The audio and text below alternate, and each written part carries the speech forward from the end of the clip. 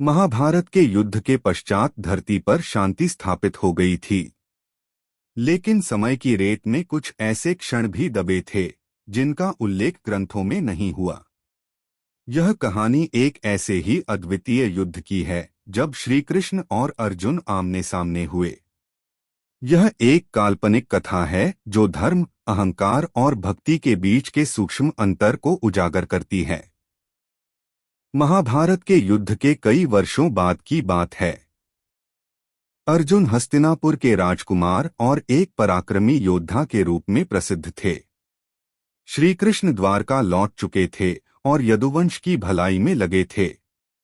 अर्जुन को अपने पराक्रम पर गर्व था और कभी कभी वह भूल जाता था कि उनके रथ की दिशा श्री कृष्ण ने चलाई थी, उन्होंने नहीं।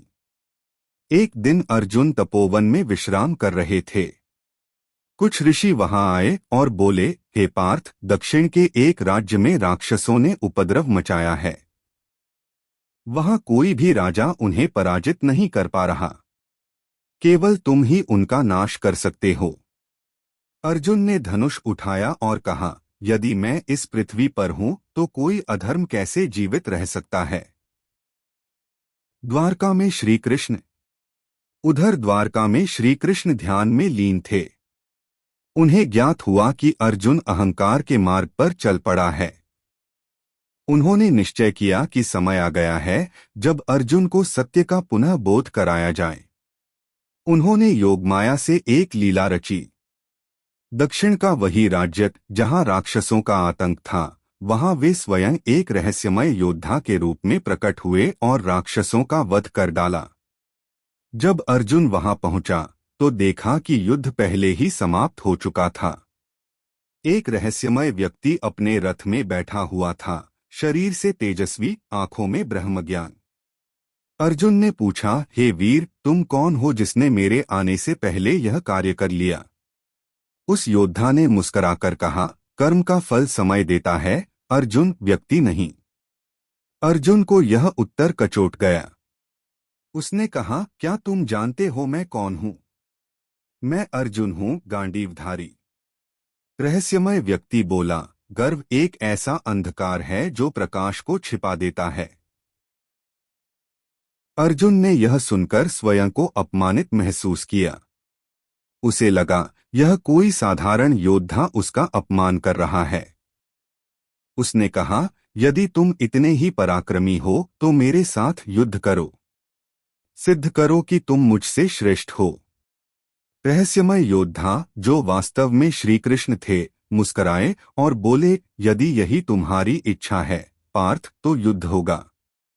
दूसरे दिन मैदान तय हुआ। समस्त देवगण, ऋषि, सिद्ध, गंधर्व उस अनुपम युद्ध को देखने पहुंचे। अर्जुन ने गांडीव उठाया तो आकाश गूंज उठा। उधर श्री कृष्ण ने सुदर्शन चक्र नहीं उठाया, उन्होंने केवल अपना ब्रह्मास्त्र का प्रतीक धनुष उठाया। अर्जुन ने पहले बाण चलाया, वह आकाश को चीरता हुआ श्री कृष्ण की ओर बढ़ा, लेकिन उनके समीप पहुंचते ही वह बाण वायु में विलीन हो गया।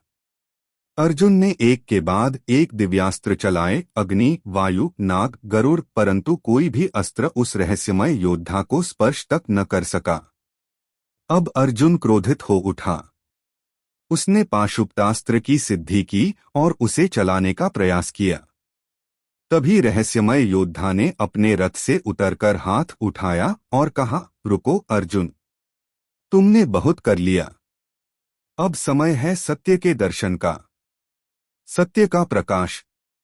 उस क्षण आकाश में प्रकाश छा गया। वह रहस्यमय योद्धा धीरे धीरे अपने स्वरूप में आने लगे। उनका रूप तेजस्वी हो गया, चारों ओर श्रीहरि का तेज फैल गया। अब अर्जुन के सामने उनका सखा नहीं, स्वयं श्री विष्णु खड़े थे। अर्जुन स्तब्ध रह गया। उसके हाथ से गांडीव छूट गया और वह श्री कृष्ण के चरणों में गिर पड़ा। माफ करें केशव, मैं आपको पहचान न सका। मेरे अहंकार ने मेरी बुद्धि को ग्रसित कर लिया था। श्री कृष्ण का उत्तर। श्री कृष्ण ने अर्जुन को उठाया और कहा, हे पार्थ, यह युद्ध तेरे और मेरे बीच नहीं था। यह युद्ध तेरे अंदर के अहंकार और श्रद्धा के बीच था। याद रखो, जब तुमने रणभूमि में गांडीव उठाया था, तब तुम्हारी शक्ति मेरे सान्निध्य में थी। जैसे ही तुम स्वयं को ही सर्वश्रेष्ठ मानने लगे, शक्ति ने साथ छोड़ दिया। अर्जुन की आंखों से अश्रुधारा बहने लगी। उसने कहा, हे माधव, मुझे पुनः सच्चा भक्त बना दीजिए।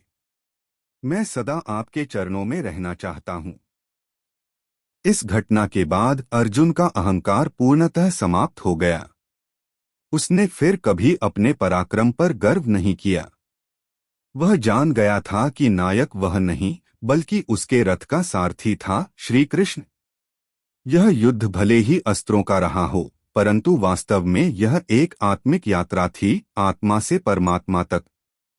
इस कथा से हमें यह शिक्षा मिलती है कि कोई भी शक्ति, ज्ञान या पराक्रम तभी सार्थक होता है जब उसमें विनम्रता और भक्ति हो। जब मनुष्य अपने ईश्वर को भूलकर स्वयं को सर्वश्रेष्ठ मानने लगता है, तब वह पतन की ओर बढ़ता है।